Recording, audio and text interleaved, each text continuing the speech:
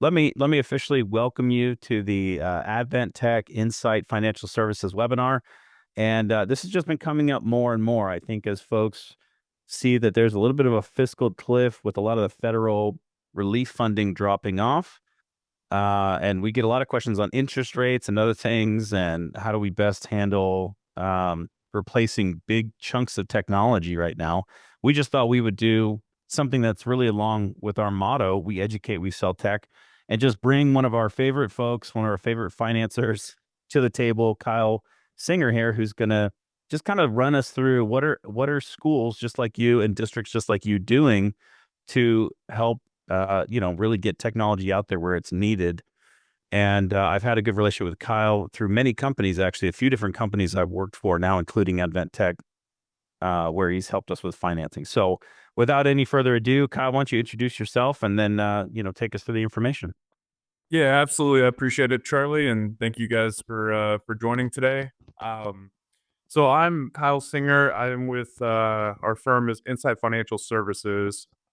We were established back in '87. So our core focus has been on technology leasing.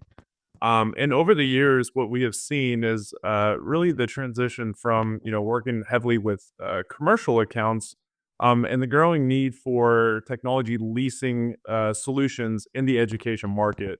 So this has been a growing trend that we have seen working closely with school districts across the country to help them with facilitate their lifecycle management and hardware refresh initiatives. So, getting into it, why are schools implementing a technology refresh strategy? One, it does allow for them to create a predictable IT equipment budget.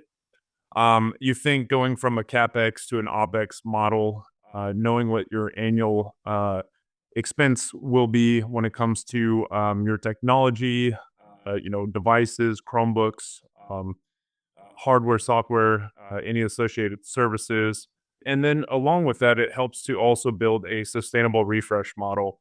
One of the things that we have seen as a growing trend within school districts is the need to kind of shorten their defined refresh cycle. Typically, maybe they were looking at a hardware refresh anywhere from 5 to 6 years. But really it has grown. There's a more of a need now to kind of shorten that and look at a 3 to 4 year refresh cycle on the hardware side of things. And a lot of that has to do with the pandemic and districts going one to one, where students now are taking the devices home. I know that was a growing trend, in 2020, 2021. Where it's just the wear and tear of devices. Simply, just it's not lasting as long as districts would have hoped. Also, to keep current on changing technology and curriculum, I think as you guys see, new gen, especially with technology, it's constantly evolving in curriculum to keep up with that. Kind of having those planned refreshes in place to avoid like obsolescence when it comes to the hardware of specific devices, infrastructure, and just various technologies. I want to highlight something, and I just want to make this, dynamic for people, just to really put some concrete terms around what you just said, those last 3 points. When you do a lease, you buy more technology, right? And oftentimes that's where you get, specific discounts. And, one of your other best tips that you give our customers, not only will you get some, bigger discounts buying more, but then we can design a plan where you buy during the off season. And we actually have a video on YouTube that we share openly with people, which is when is the best time to buy a Chromebook, because there is a seasonality to that pricing. And I love that, because I know these are just bullets on a PowerPoint and it's easy to overlook. Like you said, create a predictable IT model and a sustainable refresh model and keep current, right? Those are all great bullet points, but it's a lot of times people are already thinking in the back of their heads, yeah, but it's going to be more expensive because interest rates. But boy, you're so strategic when you help kind of bring this to real life with our customers because you can buy during the off season and you can get volume discounts, which really help to mitigate what other costs you get from financing a project. So usually when you get into the nitty gritty of a deal is when you really start to discover, oh no, actually, I'm gonna spend the same amount of money. I just know exactly how much I have to spend every year now, right? And it's because we'll help you buy strategically to not really have to pay more for that technology, right? Obviously, there's an interest rate, so there's a cost of leasing, but you can really buy intelligently when you lease versus just buying in the summer when you have to buy when everybody else is buying when costs are the most expensive. So sorry, continue to go through, but I just had to jump in and say this is a really fun idea when you get into the nitty gritty of it.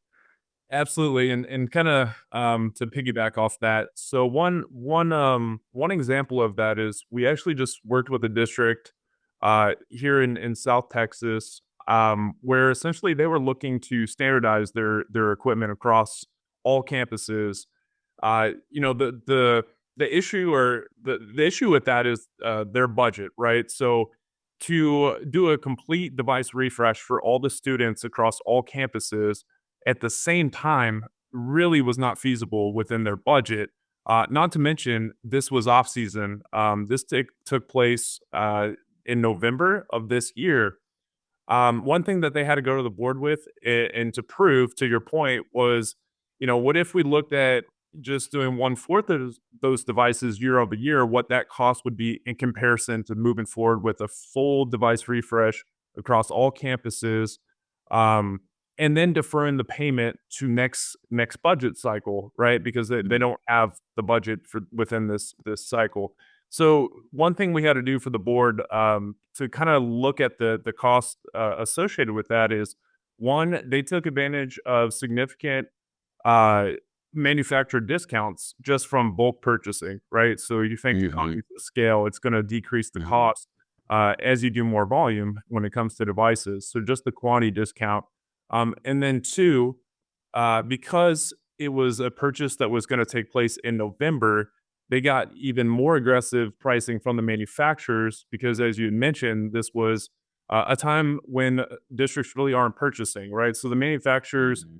are going to, get a lot more aggressive to get, better pricing and pull in a larger a deal, just Hmm. based off the supply and demand, and not waiting to April, May, when every other district across the country is placing orders, right? So it's going to naturally Right. increase the cost. And again, I just wanted to kind of hit on the deferral on that. That's kind of the flexibility that financing will give you is the ability to look at the structure, make the payments work within your budget, and going into the different lease structures. I'll kind of hit on that. So one, an IT refresh and operating lease, that's really designed for technology, right? That's going to be short, useful life assets that, such as hardware, where you're looking to refresh every 3 to 4 years. And you don't necessarily want to take ownership, where a capital finance lease is essentially a lease to own structure that you would think longer useful life assets, maybe some panels, some other data center infrastructure that has a useful life anywhere from 5 to 10 years, that you're not looking to refresh in a short period. A skip deferred and payment lease, so this is the flexibility that we offer where a skip we could do, where you would make one payment and then push out another payment into, next budget cycle. A deferred lease is in that example where they placed an order, sometime November, December, but their fiscal year and new budget opens July 1st. Well, they could receive all the hardware and commence the lease January 1st, but we wouldn't bill them until July 1st, right? So that's really gonna help, free up, flexibility within their budget and what they can do, as far as getting the hardware that they may need sooner and not being constrained by its budget limitations. And then software financing. So we have a growing need in districts that are actually looking at multi-year, cybersecurity licensing, content Mhm. filtering. Where again, it's kind of the same concept that applies. Is instead of doing a 1 year and renewing annually on those licensing, what we do is we actually offer up a multi-year where they get a significant discount on the multi-year for the software to fix that in. We fund the vendor manufacturer upfront, so it's paid in full. So it's you're taking advantage of the Mhm. discounts, which offsets any interest to pay that annually or monthly, depending on what Yeah. work for that district. Wow. So there are a lot of different structures and that we could work with school districts on, whether it's hardware refresh plans, software only financing, or some longer useful life assets. That software, piece is great because I have many friends that are in the software industry, and you're totally right. When it comes to EdTech software, you sign and pay for that multi-year lease up front, boy, they'll give you 20-30% off. Well, that more than pays for interest on a lease like that. So, yeah, I mean, that's a way I haven't even thought too much about the potential for, leasing. Terms, again, you're using great finance terms here. I think a lot of times for me, like, the kind of just, slang I think I hear used is for that operating lease. Typically, I think we call that something like a fair market lease, and that would probably that's a Chromebook lease, like you said, 3 to 4 years. Um, and then a capital finance lease is what I think I typically call like a dollar buyout. And like you said, for interactive flat panels like this, a big 75-inch interactive flat panel, yeah, you're not going to return that in, 2, 3, 5 years. You want to keep those things for 10 years, 15 years, maybe, depending on if the technology can keep up. So is that am I using the right terms there, Kyle? Yeah, absolutely. That's correct. So fair market value, that would be, what you would view as an operating lease, with a kind of to build a refresh model in place. The capital lease is also known as a dollar buyout. And one Yeah. rule of thumb that we've seen with the dollar buyouts, such as panels, interactive displays, a lot of times the warranty may be a 7-10 year warranty on some of those not devices, but hardware or other assets. And so typically you wouldn't want to look at a fair market value if there is warranty coverage that extends well beyond that 5 year period.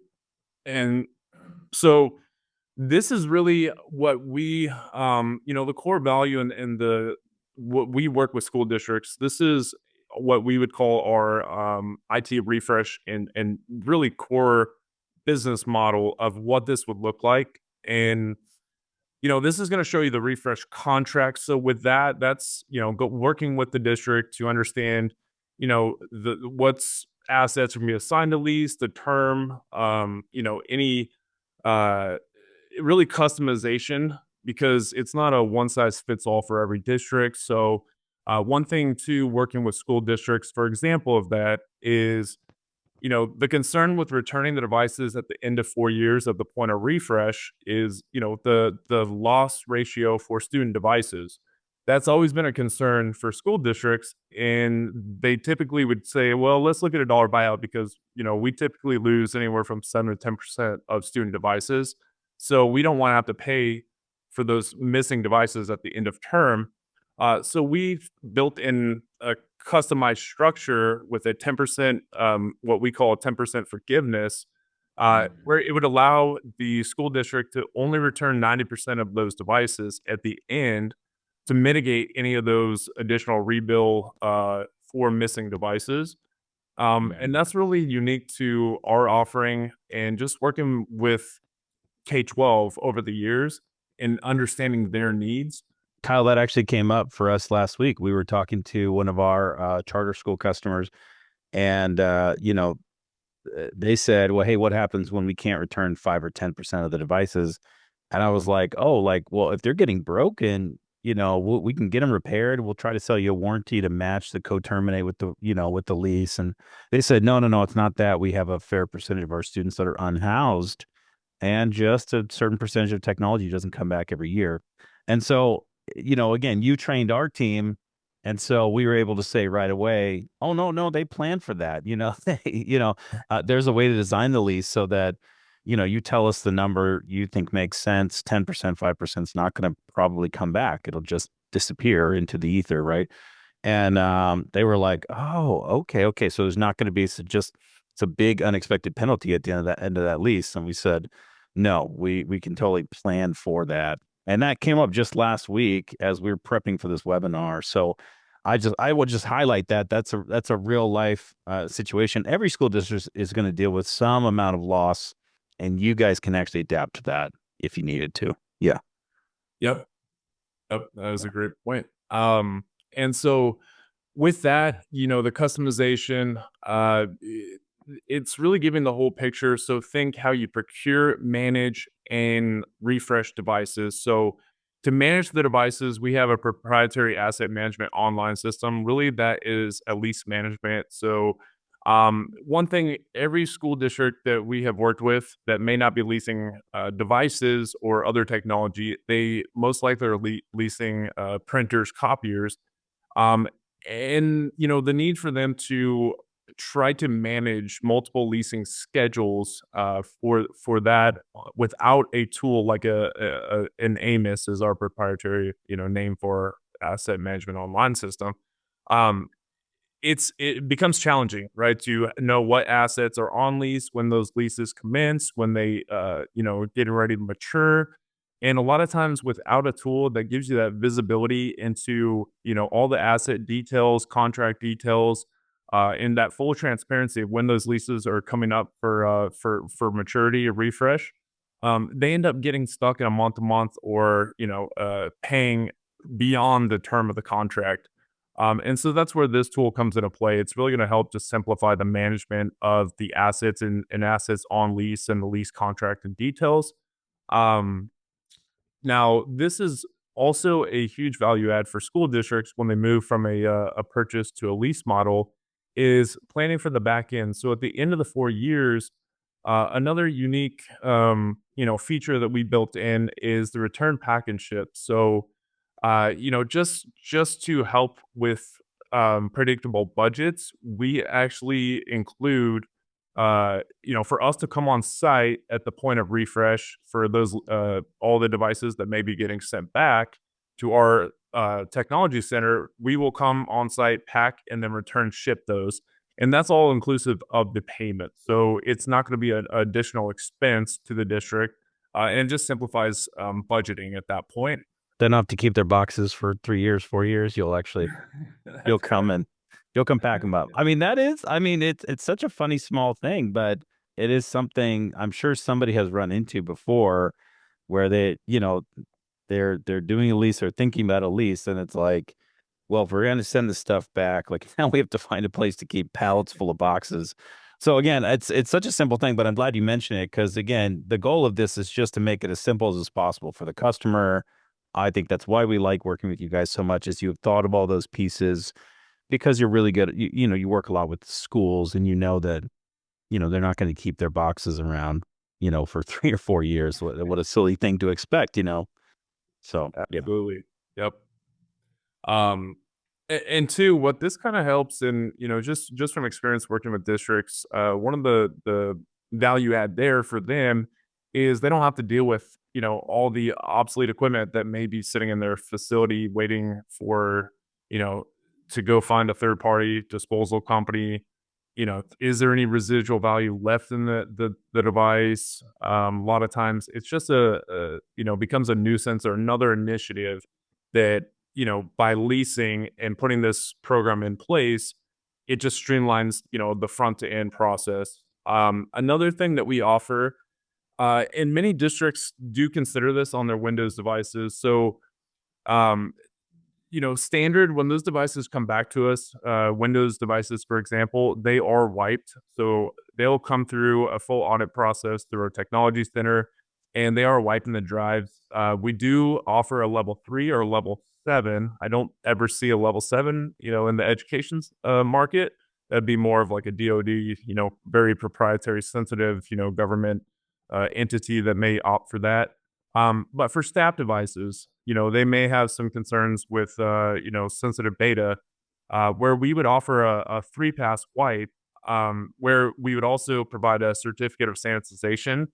per serial number device, right? So they'll have that for auditing purposes if that's a need or requirement for the district. So it's really a full turnkey type solution that they could implement, when it comes to technology, front end, procure, manage, and then plan refreshes. This is the big growing trend that we have seen lately, as of last just 3 or 4 months. Next year is a pretty sizable hardware refresh coming up for a majority of districts across the US. And the reason being, I'm sure everybody has felt it, the pandemic it hit in 2020, and here comes all the ESSER, ECF, just a whole lot of federal stimulus funding for districts to go out and procure devices. And if they weren't one to one, they quickly became one to one and made a lot of changes in the curriculum and how technology is being used in the classroom. As you could see from this chart I found, that just kind of cites just the amount of funding that was used applied towards devices, and then also to just the integration of those devices into the classroom. Now, once you go forward with that, it's really hard to take 2 steps back. Now, the big question is, how are you going to sustain that when funding, which is just run out, right? So now we're facing a lot of budget. Well, a lot of districts are in a budget deficit, but also facing budget constraints on the amount of technology that is due for a refresh, and just kind of wondering how are we going to fund it, right? And so here's an example: Red River Parish School District in northern Louisiana, about 1,400 students. The superintendent, essentially acknowledged that it quadrupled the technology budget from the influx of just cash from stimulus. That they went ahead and went out and bought 1,700 Chromebooks, 150 laptops, some hotspots, and new learning platforms. Now they spent about $720,000, and their estimated annual budget is 200,000. So you can see that's just just a huge gap in, the amount of devices and technology that's probably due for a refresh upcoming, but just very limited on the budget. One solution that districts are really evaluating is this lease model, where, as you'll see here, this kind of illustrates what it would look like on a 3 year or 4 year in that example of, how are they going to refresh about 720,000, devices or technology that they spent back in 2020. Well, this would help just kinda even out those payments, right? So they could actually go ahead, instead of that large capital expenditure, you'll see that 720,000 that they would have to go out and spend this year. By putting it on a lease program, it's gonna help, sustain that annual payment to spread out the cost, whether that's a 3 year refresh program that they'd be looking into or a 4 year. So then they'll also know that's where that predictable budget comes into play. So they know on an annual basis that they're gonna have enough room in the budget, and they don't have to worry about these large capital spikes in spending, every 3 to 4 years when it comes to refresh and technology. This is also a growing trend that we have seen. Just it's kind of a fancy word for lease. It's device as a service. Essentially, this kind of gives you an idea of, you know, looking at everything from the hardware, any software that may be included when it comes to student staff devices, on the Chromebooks, Windows laptops, um, making sure you have that warranty, and possibility of also including accidental damage protection, that would align with a lease term. So if it's a 4 year refresh cycle that, a district may be moving towards, looking at a 4 year warranty and ADP option to align with that. And that's really going to, significantly reduce the out of warranty fix expense that districts have seen is there's more devices in their fleet. It's becoming more of a nuisance, and I think this option would kind of look to kind of free up a lot of the resources by outsourcing that, and free up a lot of technicians time just focusing on nothing but break fix for student staff devices. You could throw in installation training. Again, asset management reporting would be bundled into this, the refresh logistics, professional development. So really, we could wrap anything around this model, as it pertains to the devices. Um, it is vendor agnostic, and I know Charlie, you guys worked with Mhm. multiple manufacturers as well. So this isn't limited to whether they're buying Dell models for Chromebooks. Maybe they look at HP Windows. We could essentially bundle this with multiple manufacturer, different devices. It's not limited to just one, manufacturer or limited to, specific services that they may want to include. So we could completely customize, a solution for each district that would be looking to Yeah. move towards this model. Yeah, and Kyle, again, this is one of the things that I know we've seen in real life application with customers is, like you said, the repair department gets really excited. The teacher PD department gets really excited, and we'll because you'll buy at a higher volume once every couple years, and we can buy during the off season. It's like we can get discounts to actually be able to get something like a warranty on your devices, right? And then this complicated repair process and this parts supply and demand issues that we run into a lot just kind of all goes away. I mean, it's just a huge headache to have to try to maintain and repair all your own devices. So, just get it on a cycle with devices and service. And we had to call the customer the other day, and they wanted a refresh cycle for exactly 4 years. And we were saying, well, that's pretty easy to do. And they said, well, what we've run into is that all the warranties for 4 years are really expensive. And I said, yeah, that's totally true. And I said, but Lenovo actually has a 3.5 year warranty that they sell for their devices. So if we were to time it just right and get you the devices, we could get you in for a 3.5 year warranty. And it's about the same price and just depending on when you get your devices, you could have them for exactly. Anyway, so it's just a great conversation. And I think that's where, every one of these leasing conversations really becomes a specific, what do you need and what works best for you, conversation. Cause they were totally right. Most of the 4 year warranties get pretty pricey from the manufacturers. And we really recommend a manufacturer warranty just so that, whether you work with a repair reseller or you want to send the units directly to HP, Dell, Lenovo, like you just have those options. We don't love third party warranties. Now, Kyle will still do a lease with a third party warranty. It's not an Advent Tech thing we like to do because for us, we really think we can find you the right warranty with the manufacturer. And that way you just sleep at night. You're like, okay, all my devices are covered, and I'm going to replace these things every 3 years or 3.5 years or 4 years, depending on what works best for you. So yeah, just I keep thinking of all these real life conversations we've had in the context of trying to figure out how do we get you all these devices you need and it not be a headache, or you not have 6 months or 12 months not covered by warranty that you have to then figure out how to manage that. And there's ways to do it. And then Kyle, I know your next couple of slides are the parts that I get excited about is just real life, examples, of what folks have done. Thanks, Charlie. And just for the sake of time, I will try to get through these last three slides here pretty quick.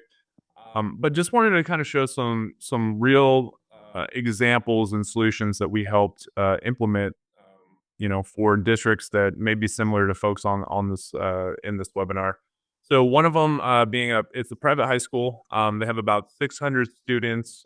Uh, they were trying to refresh all their devices so that they could hand each student a brand new device. And the thought behind this is they wanted to move towards assigning a new laptop for all the incoming freshmen that they're going to have to carry with them. So they'll have a assigned device for the 4 years throughout their high school, career. And then one of the questions with that became, well, if we're doing this, with grades 9, 10, 11, 12, what would this look like? How can we do this? What's the most efficient way? And so, one of the solutions we brought forth was looking at doing a lease, but four different schedules, right? So we would have a 1 year, 2 year, 3 year, 4 year term, and that would align with that device being assigned to a specific grade, student per grade level.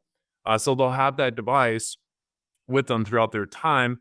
And then year over year, as new enrollment and student or freshmen are coming into the school, then they're gonna just go and we'll issue a PO and then start a new lease on a 4-year term year over year, right? So they're gonna be assigned that device. Uh, he was a little skeptical on the fair market value because he wanted the option for those students to be able to, take that device with them upon graduating, and when they go off to college. And the difference between a dollar buyout and a fair market value is there isn't any residual that is being put into a dollar buyout lease. That's just straight financing, amortized interest rate plays the biggest factor. It's not really within our control. Whereas the fair market value, it's a reduced annual cost or monthly cost because of the residual in the hardware, right? So going through the different structures with him and explaining it, I said, fair market value option for these lease terms for what you're trying to accomplish is going to be the most cost effective method. But, there is a solution to offer the students, the purchase option at the end of a term or graduation, right? Because it's going to align when they graduate. And so within our asset management online system, we do have a student purchase portal where that student could go in there and have the option to purchase their assigned device at the fair market value that we could offer on behalf of the school district. And that kind of alleviated his concern about having the ability to offer that to the student.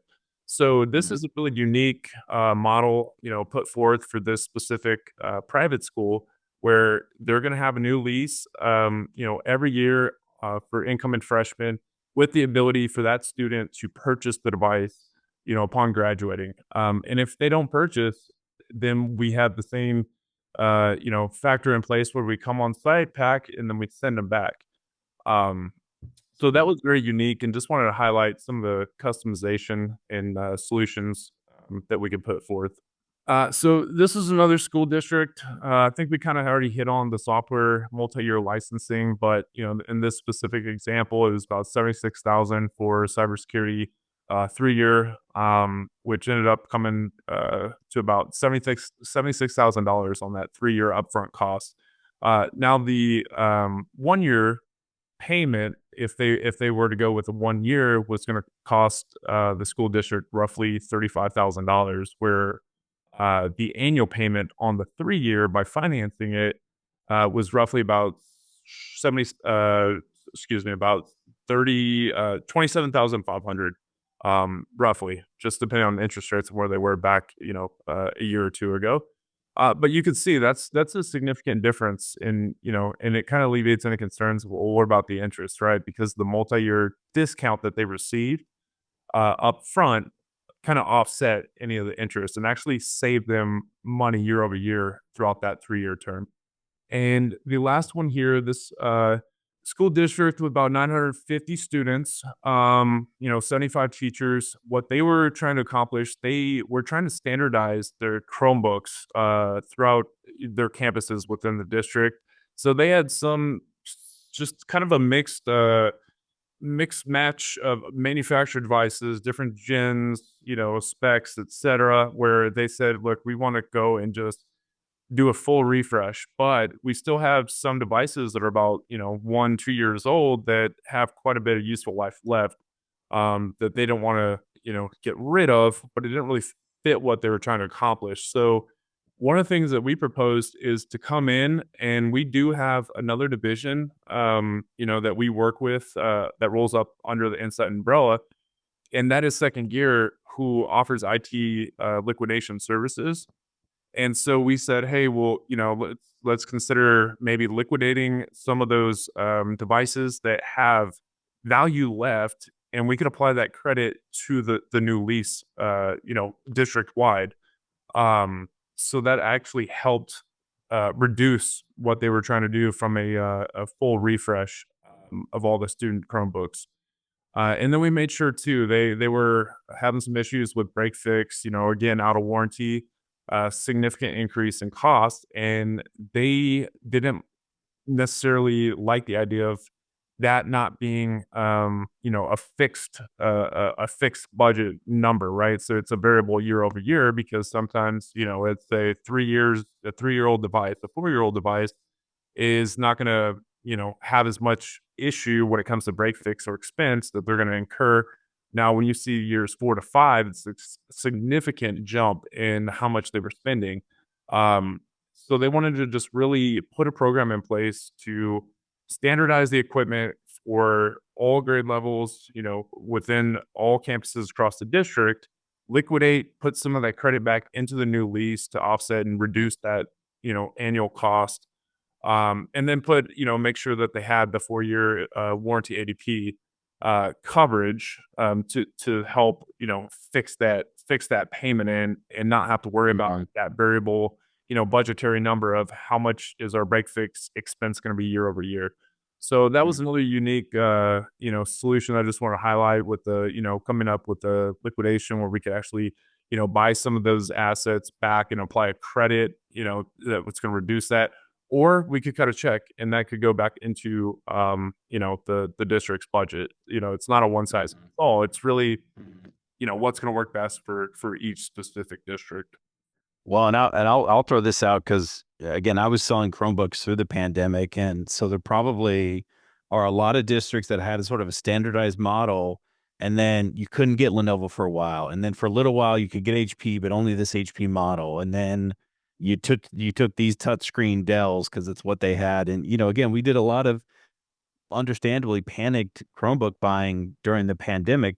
So now you're trying to get repairs from several different organizations. Some of these you may or may not have warranties on. So I love this picture of this last one, especially this one's near and dear to me because I do have a lot of districts that say we have a hodgepodge and you guys will just buy out the hodgepodge, offer that as a credit, and then now, set them up with a standardized model with a warranty and let's just all stick to one kind of device for a while. So yeah, I mean, I know a lot of schools can relate to that in districts because there was so much just panic Chromebook buying from whatever vendor you could find that had supply and could get it to you quickly when the pandemic first started. And just there's a lot of those units that are still out there. So And that does help tremendously from a support side as well. I think you may have mentioned just from from internally the resources. Anytime you standardize, it's much easier. From a support warranty to have one manufactured device, one model versus just a hodgepodge of you know assets or devices spread out, mixed over different gens, years, etc. Manufacturers. So I just want to say thank you so much, Kyle. Thank you for our attendees who have come and been, the few questions we got were great. We'll send this link out if you want to share it with anybody else at your school or district. And of course, reach out to us. We'd love to help you at Insight Financial and at Advent Tech to find the right solution for your refresh. Thank you so much. thank you everybody for your time. I really appreciate it.